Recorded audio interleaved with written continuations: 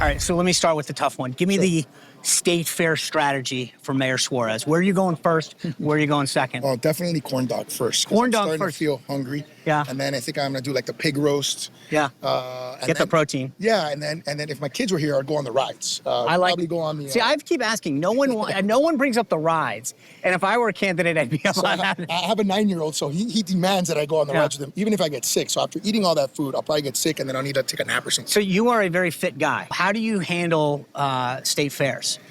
You got to work out. But I mean, Before and after. Before and after? Of course. The calories, man. You got to burn the calories. And you got to keep your heart unclogged. So you got to wake up earlier and go to bed a little later because you got to get 2 in. That's what it means. See, now I know why you look like you do and I look like I do. It's intentional. Yeah. So what is it that you want to come out of the state fair with? Look, first of all, I'm super grateful. Iowans have put me in the game because it's the first poll that qualified, my first state poll.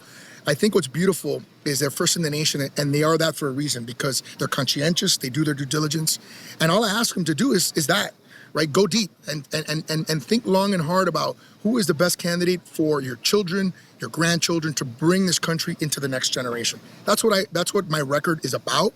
And I think that once they get to know me better and once the country gets to know me better, we're going to get a lot of support. So you mentioned 3 things up there that you thought made you unique. Reaching out to Hispanics, young people, and cities. You're in Iowa. How does that translate here?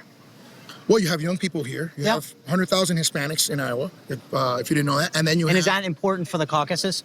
Sure. Okay. Of course it is. Every vote matters. Yeah. And when you think about in 2016, the first and third vote getters were Cuban Americans, just like me. So I had Ted Cruz that came in first place and Marco Rubio that came in third place. Have you talked to Ted Cruz about what his strategy was?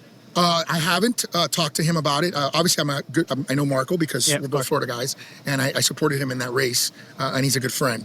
So it's just an interesting and dynamic year this year. So we'll see how it all plays out. Speaking of dynamics, how is it like if you're coming? You see the DeSantis team coming down. Is it a handshake, a fist bump? What is the Florida interaction there?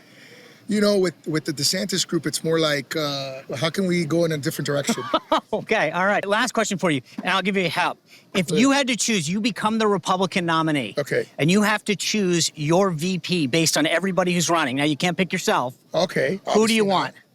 Who would I want as Now, I'm going to just take DeSantis off the map because you can't obviously, these are all, can you name them all? Well, look, I don't think Trump would do it. Let's go there. Well, he's a Florida resident, so I'll give you that because electorally, you don't want to get into a... I think Tim Scott would be intriguing. Tim Scott would... Yeah, to have a Hispanic president and an African-American vice president.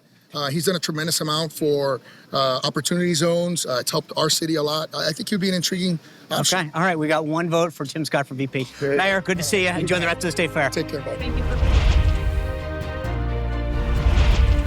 Hey guys, Sean Spicer here. I've got a brand new show and I hope you will subscribe to it. Don't want to miss an episode. You can get it on YouTube, Rumble, any of the audio platforms like iTunes or Spotify. Plus, you can catch me every night at 6 o'clock on the First TV.